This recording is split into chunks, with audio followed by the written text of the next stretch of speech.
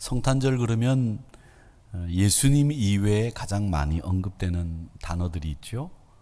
구유, 동방박사, 그리고 동방박사가 드린 황금, 유향, 몰약 뭐 이런 선물들, 그 다음에 베들레헴 이런 단어들이 굉장히 많이 언급이 됩니다. 이제 그 중에서 이 베들레헴이라고 하는 것은 지금은 기독교 팔레스타인들이 많이 주로 거주하는 곳인데 아주 보잘것없는 시골이고 가난한 동네입니다. 지금 이스라엘 사람들이 팔레스타인 사람들과 격리를 해두고 있기 때문에 큰 이 장벽들을 팔레스타인 사람들 사는 곳에 다 쳐두었습니다. 그래서 성지순례를 가더라도 팔레스타인을 정식 루트를 통해서 들어가지 못하고 이렇게 돌아서 들어가게 돼 있는데, 이 팔레스타인은 팔레스타인 사람들이 주로 사는 곳이지만 기독교인들이 주로 있는 곳입니다. 특별한 특색이 있는 곳이죠. 그래서 이 팔레스타인 지역에 있는 이 베들레헴은 이 기독교인들이 많다 이렇게 하시면 되겠고, 또 이 지금 보시는 교회는 기독교를 313년에 밀라노 칙령을 발표해서 믿어도 좋다라고 했던 콘스탄틴 그 황제의 어머니인 헬레나가 지은 교회 중에 하나입니다. 지금까지도 남아 있는데 이 교회를 확장하면서 굉장히 키워놨기 때문에 지금은 이 탄생교회가 엄청나게 큽니다. 이 탄생교회 가보시면 뭐 여러 미로를 이렇게 따라 들어가는 것처럼 또 엄청난 성지순례자들이 많기 때문에 뭐 분주하게 복잡하게 이렇게 예수님의 탄생지를 보게 됩니다. 근데 메시아 탄생 지역인 이 베들레헴은 지금은 이런 교회들이 서 있지만 과거에는 굉장히 황량하고 마구간밖에 없는 그런 아주 조그만한 보잘것없는 동네였습니다. 근데 그 보잘것없는 동네, 다윗의 고향이기도 합니다만은 이 미가 선지자가 이 메시아 탄생 지역인 베들레헴에 대해서 예언을 해두고 있습니다. 오늘 2절 말씀, 12월 첫째 주 성경 암송 말씀인 것으로 알고 있는데, 베들레헴 에브라다야 너는 유다 족속 중에 작을지라도 이스라엘을 다스리는 자가 너에게서 나올 것이라. 그의 근본은 상고의 영혼에 있다. 이 말씀인데, 미가 선지자가 이 베들레헴 에브라다라고 하는 이 베들레헴에서 메시아가 탄생할 것을 예언해 두었죠. 근데 이 미가 선지자가 이런 예언을 하게 된 데는 배경이 좀 있습니다. 어떤 배경이 있는가 하면 이 미가 선지자가 활동하던 그 범위 또 그분의 출생지 이런 것을 연결을 하면 베들레헴을 메시아 탄생지로 예언을 할 수 있겠다 이런 생각이 드는데, 미가 선지자는 우리가 잘 아는 이사야 선지자 아시죠? 그 이사야 선지자와 동시대에 활동하던 선지자입니다.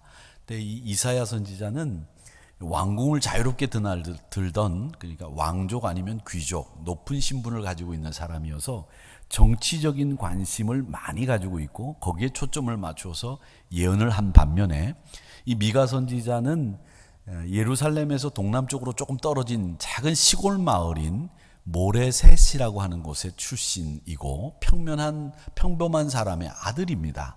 그래서 이 모레셋에서 이 미가 선지자가 장로로 그 모레셋 지역을 같이 지도하고 또 다스리고 이렇게 하다가 그 사람들이 굉장히 존경을 했다고 해요.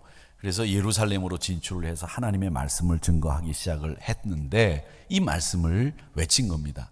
그러니까 이 모레셋이라고 하는 작은 시골 마을 출신의 선지자가 말씀을 증거하다 보니까 사람들이 처음에는 귀담아 듣지 않았다고 합니다. 그러다가 나중에 그의 말을 귀담아 듣게 되고 선지자라 칭하고 그의 말을 경청하게 됐는데, 이 미가 선지자는 주로 이사야 선지자가 정치적이고 그리고 왕족, 귀족들과 함께 이스라엘 나라를 큰 그림, 큰 틀에서 예언을 했다면, 미가 선지자는 소외된 사람들, 가난한 사람들, 어려운 사람들을 대변하는 하나님의 말씀을 증거했던 선지자. 그의 출신이 작은 시골 마을인데다가 평범한 사람이기 때문에 그에 걸맞게 이렇게 어렵고 힘든 사람들을 위해서 예언을 했던 사람으로 알려져 있습니다. 그러다 보니까 이 베들레헴을 눈여겨봤고 이 베들레헴이 메시아 탄생지로 선택될 것이라고 하는 그 예언을 이 미가 선지자가 하게 되었다라고 하는 것을 여러분들이 아시면 되겠습니다. 이 베들레헴은 다윗의 고향이라고 제가 조금 전에 말씀을 드렸는데 이 베들레헴도 굉장히 작은 마을이죠. 작고 별 볼 일 없는 떡집이라고 불리우는 이 베들레헴에 메시아가 탄생한다는 예언을 모레셋에서 출생한 평범한 사람의 아들이었던 이 미가가 선포를 하고 예언을 했다라고 하는 겁니다. 자, 그러면 이 베들레헴에서 탄생하신 이 예수님이 우리의 통치자이시고 우리의 구주이시다라고 하는 것을 우리는 고백하고 주님이 다스리는 나라가 오기를 학수고대하고 있는 사람들이 우리 믿음의 사람들입니다. 우리는 하나님 나라가 이 땅에 이루어지기를 기도하는 사람들이라 주기도문을 외울 때도 나라가 임하옵시며 라고 그렇게 기도를 하고 있는 거죠.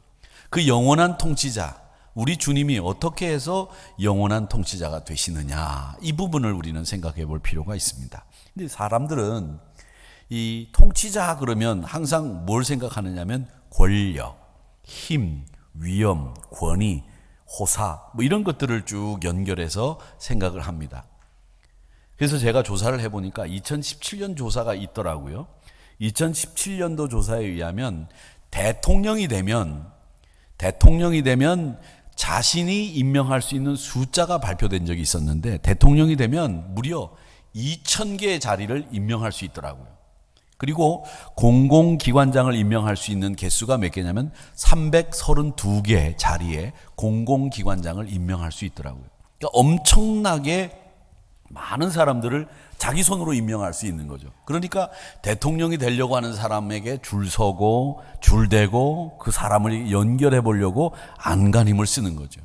지금이야 그래도 무소부위한 그 권력을 가진 대통령이 아니라고 할지라도 예전 독재 시대 때 대통령은 군수까지 말단 직원까지 다 임명하는 정말 엄청난 권력을 가지고 있는 사람이고 우리나라 대한민국에 있는 공직이라는 공직은 다 대통령의 손에 의해서 뽑힌다고 볼 정도로 그렇게 힘이 막강하던 사람입니다. 그러니까 통치자 그러면 힘이라고 하는 이 꼴, 통치자 이꼴 힘이라고 하는 도식이 늘 나오는 거죠.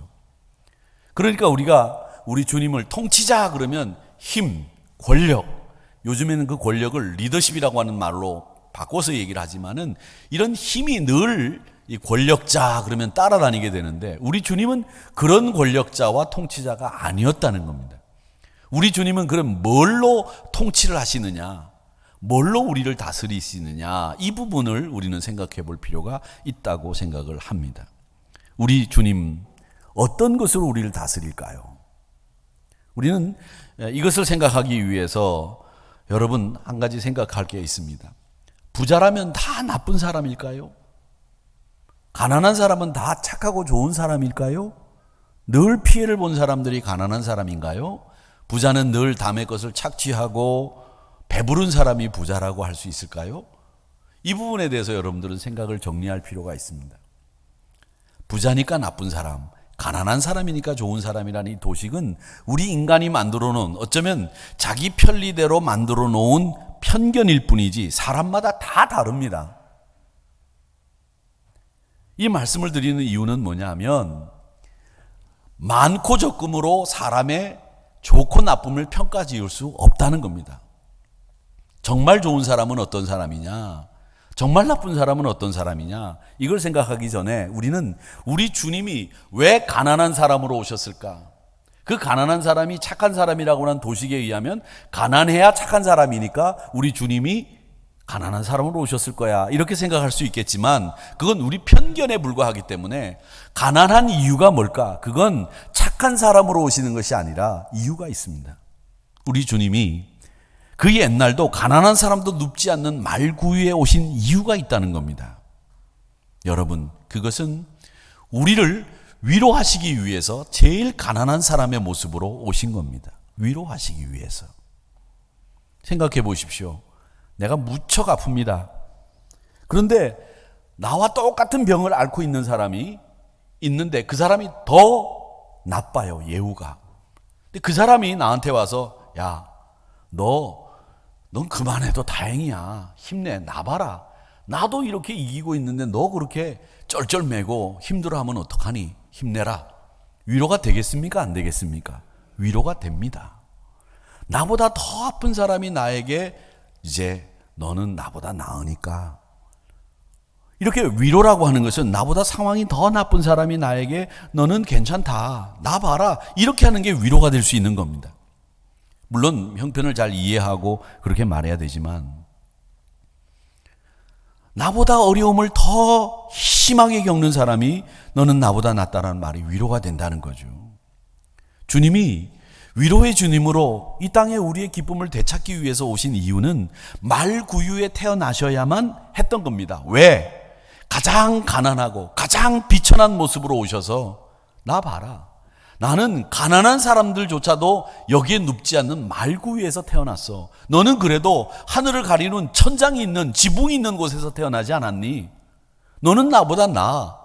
이런 것을 말씀하시고 보여주시기 위해서 가장 낮고 천한 모습으로 우리에게 찾아오신 거예요.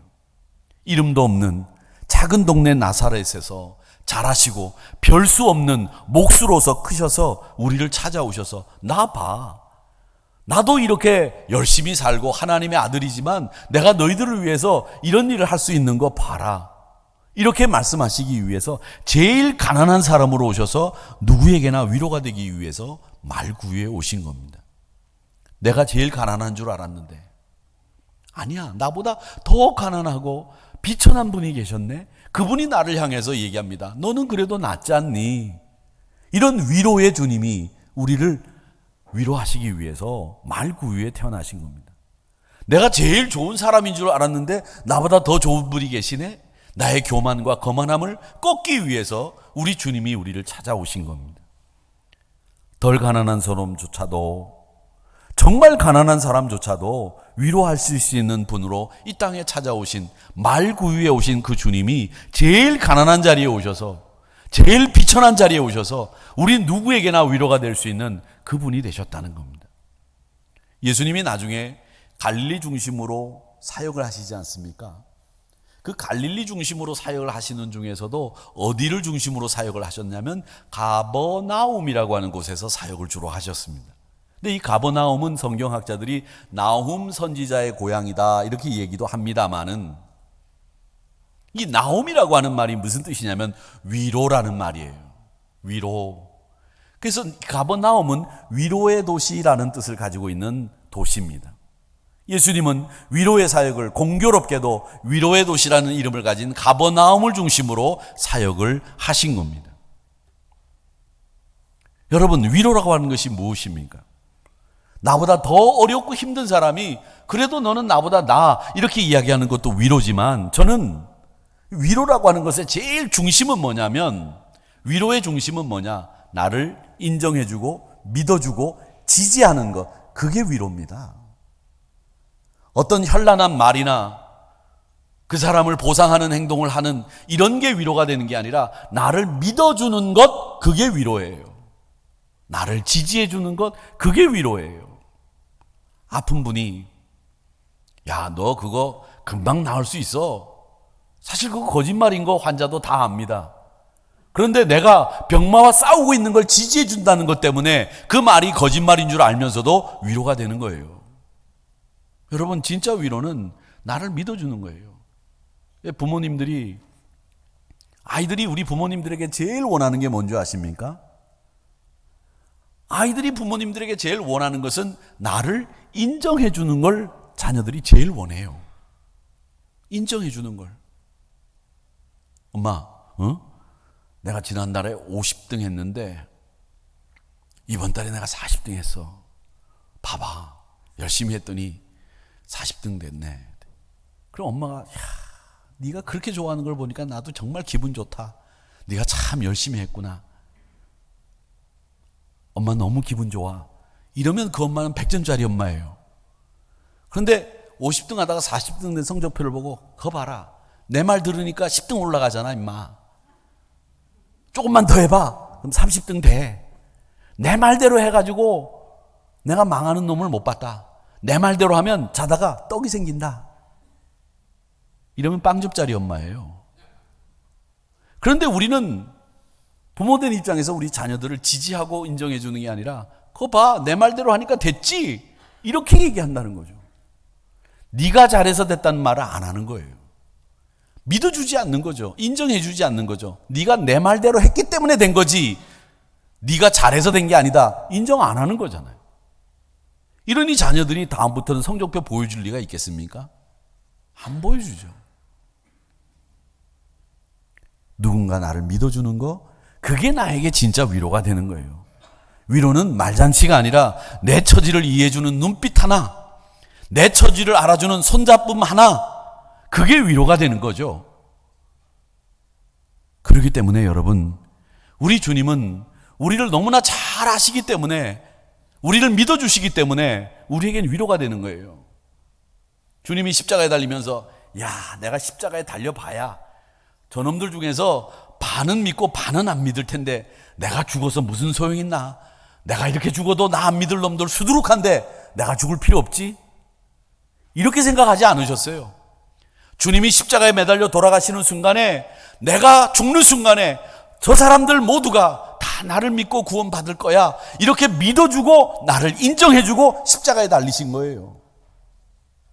그랬으니까 우리 주님이 돌아가신 것이지, 지금 세상에 있는 예수 안 믿는 사람들을 바라보면서 그래, 내가 여기서 죽어도 쟤네들은 절대 나를 안 믿을 거야, 이렇게 믿어주지 않고 그러셨다면 십자가에 어떻게 돌아가실 수 있었겠어요?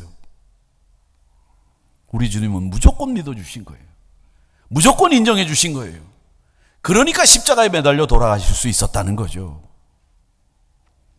그렇게 우리에게 위로로 이 땅에 찾아오셔서 영원한 통치자가 되어주신 겁니다. 우리를 위로할 수 있는 분이 오직 주님이시고, 완벽하게 우리를 이해하시는 분이시기 때문에 가장 낮은 곳에서 우리를 향해서 사랑을 실천하는 완벽한 통치자로 우리에게 찾아오신 분, 그 위로의 주님이, 그래서 힘과 권력이 아닌 위로의 주님으로 찾아오셔서 우리의 영원한 통치자가 되어주신 겁니다. 또 하나, 우리 주님은 평강의 왕으로 오셔서 우리의 영원한 통치자가 되어주셨는데, 우리 그리스도인들이 가장 중요하게 생각하는 게 뭡니까? 사랑 아닙니까? 사랑? 그 다음으로 저는 중요한 게 평강, 샬롬이라고 생각합니다. 사도 바울이 이 편지를 쓰고 마무리하는 인사 과정에서 제일 많이 쓴 단어, 그게 뭔지 아십니까? 샬롬, 평강입니다. 편지를 쓸 때도 시작할 때 평강이 너희에게 있기를 원한다, 그렇게 썼고, 편지를 마감하는 순간에도 너희들에게 평강이 있을지어다, 그렇게 마감을 했어요. 그렇게 평강을 강조했던 사도가 바울입니다. 빌립보서 4장 7절 말씀에 그리하면 모든 지각에 뛰어난 하나님의 평강이 그리스도 예수 안에서 너희의 마음과 생각을 지키시리라, 이렇게 말씀하셨어요. 하나님의 평강이 그리스도 예수 안에서 우리 마음과 생각을 지키신다는 거예요. 우리의 마음과 생각을 지키는 게 뭐냐? 그게 뭡니까? 하나님의 평강이 우리 마음과 생각을 지키는 거죠. 편안한 환경이 여러분의 마음과 생각을 지키는 게 아니에요. 안심할 수 있는 여러분의 환경이 여러분의 생각과 마음을 지키는 게 아니란 말이죠. 하나님의 평강이 그리스도 예수 안에서 여러분의 마음과 생각을 지키시는 거예요. 하나님의 평강이 없어 보십시오. 마음이 흐트러지고 우왕좌왕하고 생각의 방향이 설정이 안 되고, 평강이 없기 때문에 향방이 없는 행동을 하는 거예요. 평강이 있으면 호랑이 굴에 잡혀가도 살아남는다니까요. 내 마음에 평강이 있으면, 그래, 호랑이야, 나랑 한번 붙어보자. 담대함이 평강 속에서 자리 잡는 거예요. 평강이 있어야 담대함도 나오는 거죠. 평강이 없으니까 맨날 쪼존하고 째잔하고 염려하고 근심하고 땅만 쳐다보고 한숨 푹푹 꺼져서 푹푹 쉬면서 땅을 꺼트리고. 여러분, 왜 요즘에 싱크홀이, 블랙홀이 막 생긴 줄 알아요? 사람들이 한숨을 땅에다 대고 막 쉬어서 가지고, 그래서 그냥 땅이 다 구멍이 나는 거예요. 너무했나? 여러분, 한숨 쉬지 마세요. 하나님의 평강이 여러분의 마음과 생각을 지키면 여러분 근심 걱정이 있을지라도 극복할 수 있고요. 여러분의 마음과 생각이 분명하게 방향을 설정하고 우왕좌왕하지 않고 나갈 수 있다는 겁니다. 그래서 바울은 늘 편지를 쓸 때마다 평강을 강조하고 평강이 있을지어다, 평강이 있기를 원한다, 이렇게 이야기하고 있습니다. 오늘 5절 말씀 보십시오. 뭐라고 얘기합니까? 이 사람은 평강이 될 것이라. 이 미가 선지자가 예언을 할 때 아수르, 바벨론, 이집트 이 세 나라가 세계 강국이에요. 아수르가 최고 강국이고 바벨론이 신흥 강국이고 애굽은 오래된 강국이에요. 이 세 나라 눈치를 보면서 이스라엘이 지금 풍전등화 앞에 이리도 못하고 저리도 못하고 눈치만 보면서 이리 붙었다 저리 붙었다 하다가 나라가 망했거든요. 여러분, 이리 붙었다 저리 붙었다 눈치 보면 나라 망합니다. 왜 눈치를 봐요? 눈치 보는 게 아닙니다. 말씀대로 우리 민족의 뜻대로 우리나라가 가고자 하는 방향대로 지도자는 이끄는 거예요. 눈치 볼 필요 없어요. 눈치 보다가 망한 나라가 유다거든요. 그런데 그런 망하는 나라에서 뭐라고 얘기하느냐? 이 사람이 평강이 될 것이라. 이 사람이 누구냐? 바로 예수 그리스도, 그분이 태어날 그분의 평강이라고 하는 속성을 미리 말씀하고 있는 것이 미가서 5장 5절의 말씀이에요. 이 사람이 평강이 될 것이라. 여러분에게 평강이 된다는 거죠. 제가 선교사 파송식을 이제 선교위원장이니까 자주 가지 않습니까? 지난주도 사무총회 끝나고 보령까지 내려가서 선교사 안수식을 하고 이제 올라왔는데 우리가 사무총회가 길지 않았습니까? 그래서 그냥 우리 이다일 목사님이 열심히 밟아가지고서 가가지고 시간 맞춰서 그래도 선교사 파송식을 갔는데 제가 갈 때마다 이런 생각을 해요. 격려사를 하고 거기서 축사를 하시는 분들이 선교사 보고 가서 죽어라, 죽을 각오로 해라, 막 이렇게 얘기하시는데 좀 그게 저는 거북하더라고요. 왜? 그 사람이 지금 죽을 각오를 안 해도 지금 죽을 곳으로 가잖아요. 죽을 각오 안 해도 죽을 수 있는 곳으로 가는 거거든요. 근데 뭘 또 거기다 대고 죽으라고 그래요. 살으라고 그래야 되는데, 야, 이 선교사들을 파송하고 제자들을 세우고 사람을 세울 때 어떤 방식이 제일 좋은 격려가 되고 파송할 때 적절한 말이 될까? 제가 그걸 가지고 고민을 많이 했어요. 근데 답이 성경에 있더라고요. 사람을 파송할 때, 사람을 세울 때 죽도록 충성해라. 죽으라는 얘기죠.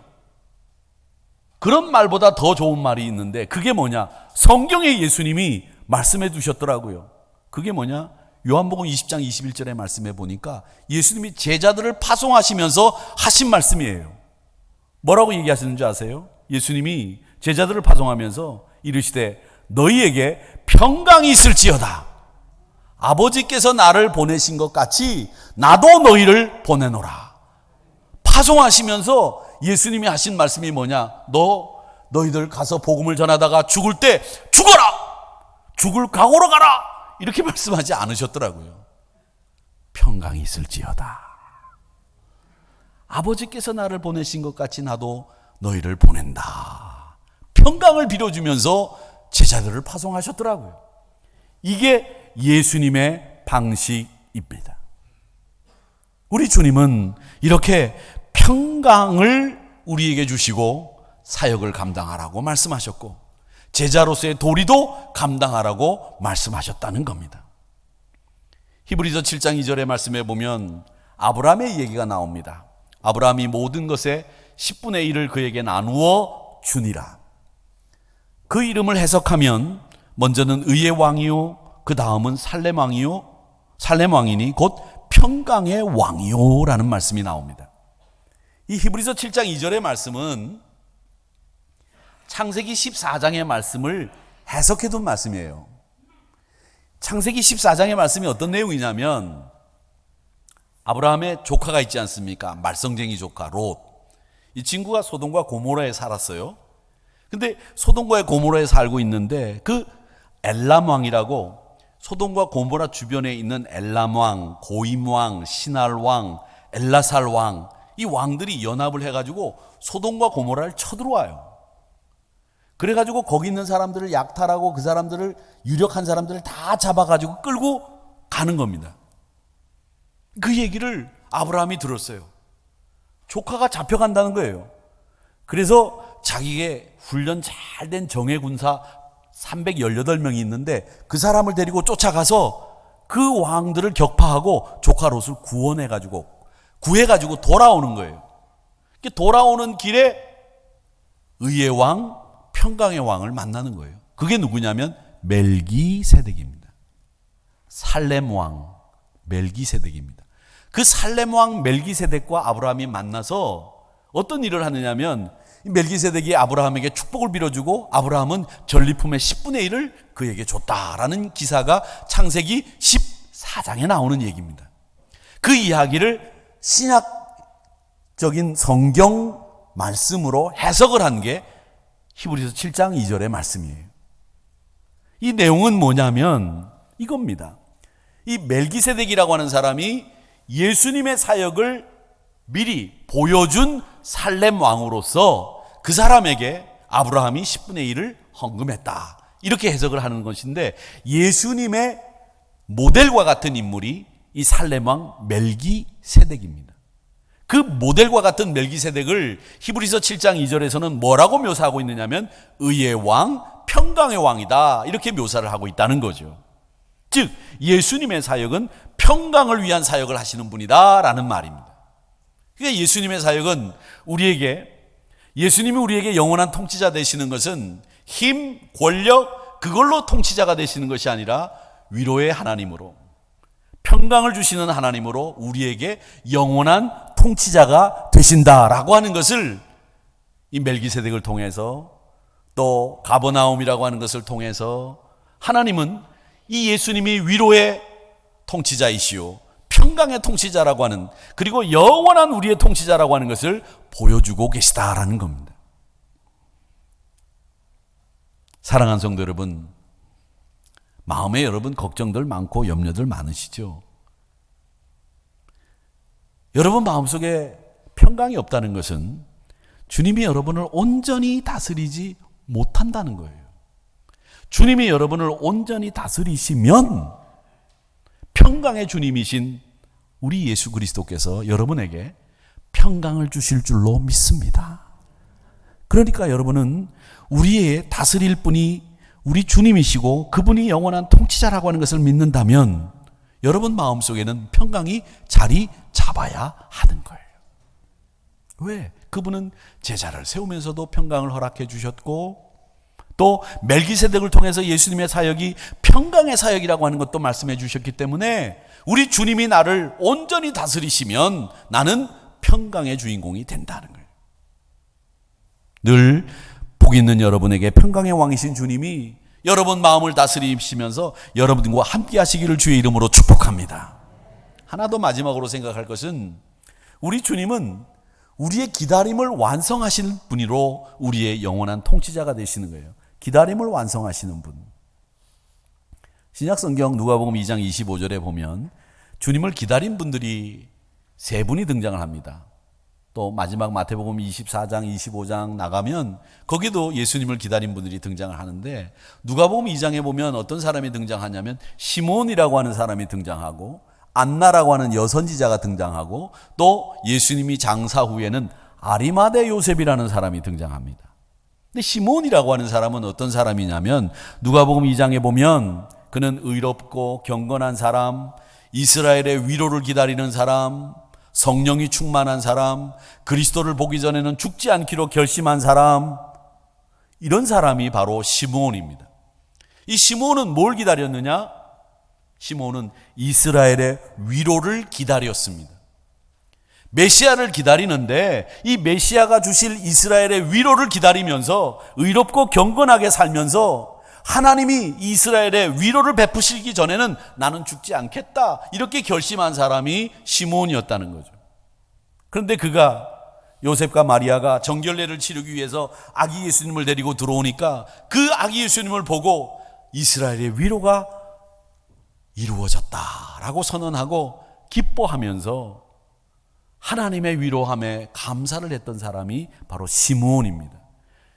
시므온이 그토록 기다리던 이스라엘의 위로가 이루어진 것을 그는 보고 그 후에 세상을 떠나 하나님 곁으로 갔겠죠. 그렇게 시므온의 기다림을 완성하신 분이 시므온의 이스라엘의 위로를 기다리던 그 완성을 우리 주님이 이루신 거예요. 또 안나는 어떤 여자입니까? 남편이 죽고 난 뒤에 평생 성전에서 금식하고 기도하던 여선지자라고 불리우던 사람이었습니다. 이 사람은 무엇을 기다렸느냐? 이스라엘의 구원을, 구속을 기다렸던 여선지자였습니다. 그런데 그녀가 아기 예수님을 보자 이스라엘의 예루살렘의 구속이, 구원이 이루어졌다는 것을 확인하고 기뻐하며 하나님 앞에 찬양을 올려드리는 그런 일을 하게 됩니다. 그분이 여선지자 안나입니다. 그녀의 예루살렘의 구속을 기다리던 그 기다림이 완성되는 것을 보게 한 그분이 누구냐? 예수 그리스도였다는 거죠. 그렇게 그분들의 기다림을 완성하신 분이 예수 그리스도이십니다. 또 한 사람, 예수님의 기다림, 예수님을 기다렸던 분이 있었는데 그분이 아리마대 요셉이라는 사람입니다. 이 사람은 뭘 기다렸느냐? 하나님 나라를 기다린 사람이에요. 그 하나님 나라가 어떻게 이루어지는가를 늘 기대했던 인물이 바로 예수님의 죽음을 통해서 아하, 하나님의 나라가 이렇게 이루어지는 것이구나, 이걸 본 거예요. 그래서 자기가 죽을 수도 있는데 예수님의 시신을 달라 해서 자기가 한 번도 안 쓴 무덤에 예수님의 시신을 모시게 된 것이, 그가 하나님 나라를 기다리다가 그 하나님 나라가 이루어질 길이 그 눈에 보이면서 예수님을 통해서 내가 하나님 나라가 이루어질 것을 기대했던 그 기도가 응답받았다고 생각하고 예수님을 그의 한 번도 쓰지 않은 무덤에 모시게 된 거예요. 그게 바로 아리마대 요셉이죠. 이스라엘의 위로, 예루살렘의 구속함, 하나님 나라를 기다리던 그 사람들의 기다림을 완벽하게 이루신, 응답하신 분이 누구냐? 그리스도 예수였다는 거죠. 역시 마찬가지로 여러분의 기다림들이 있을 겁니다. 그 기다림을 완성하실 분은 누구냐? 그거 다른 세상에 있는 것이 아닙니다. 바로 우리 주님이 여러분의 기다림을 완성하실 분이라고 하는 것을 기대하시기를 바랍니다. 하나님 나라가, 내 믿음의 생활이, 내 가정의 샬롬이, 내 직장의 형통함이, 내 모든 문제가 이루어지고 해결되는 그 기다림 속에서 우리 주님이 그걸 이루신다라고 하는 확실하고 분명한 기대를 우리 주님 앞에 가지고 계셔야 됩니다. 왜? 그분이 우리의 기다림을 완성하실 분이기 때문입니다. 그걸 성경은 우리에게 보여주고 계신다는 거죠. 여러분, 누구를 기다리고 계십니까? 우린 지금 아기 예수님의 탄생을 기다리고 있는 대강절을 보내고 있습니다. 저는 이 기다림이라고 하는 것이 예수 믿는 사람들에게는 참 좋은 덕목이라고 생각합니다. 기다림. 여러분, 즉각 이루어지고 빨리 응답되는 거 좋겠지만 이 기다리는 가운데 우리는 더 굳어지고 성숙해지고 아름다워지고 광이 나고 빛이 납니다. 왜? 기다림은 하늘아버지의 속성이기 때문에 그렇습니다. 작은 아들이 돌아올 때까지 문 밖에 서서 먼 발치를 내다보면서 멀리 석양이 넘어가는 그 언덕 너머로 작은 아들이 돌아올까, 매일마다 돌아올 때까지 기다렸던 아버지의 심정, 그게 하나님의 심정입니다. 무엇보다 이 땅에 하나님 나라가 이루어지기를 기도하면서 기다리는 사람들이 우리 그리스도인들이고, 우리 하나님께서는 우리를 통해서 이 땅이 하나님 나라가 되기를 지금 기다리고 계시는 거예요. 그리고 우리가 그 하나님 나라를 이루기 위해서 전력 질투하는 것을 하나님은 지금 바라보시며 흡족해 하시고 기다리고 계시다는 겁니다. 그 기다림을 완성하실 분은 우리 예수님, 우리의 영원한 통치자, 그분이십니다. 기다림을 완성하신 분입니다. 사랑하는 성도 여러분, 우리 주님은 바로 위로의 주님이시고 우리 주님은 평강의 주님이십니다. 힘으로, 리더십이라고 하는 권력으로, 위엄으로 우리를 다스리는 분이 아닙니다. 우리를 위로하시고 평강으로 우리를 다스리시는 그분이 그 위로와 평강으로 우리에게 영원한 통치자가 되어주셨고, 우리가 기도하고 기대하는 모든 것들을 이루시는 분으로 우리에게 영원한 통치자가 되어주신 분이 우리 주님이십니다. 그 위로를 마음껏 향유하시고 평강의 왕이 통치하시는 여러분들이 되셔서 여러분의 삶이 날마다 샬롬이 되고 항상 여러분의 기도 제목과 소망이 이루어지는 일들이 주님 안에서 경험되어지기를 주의 이름으로 축원합니다.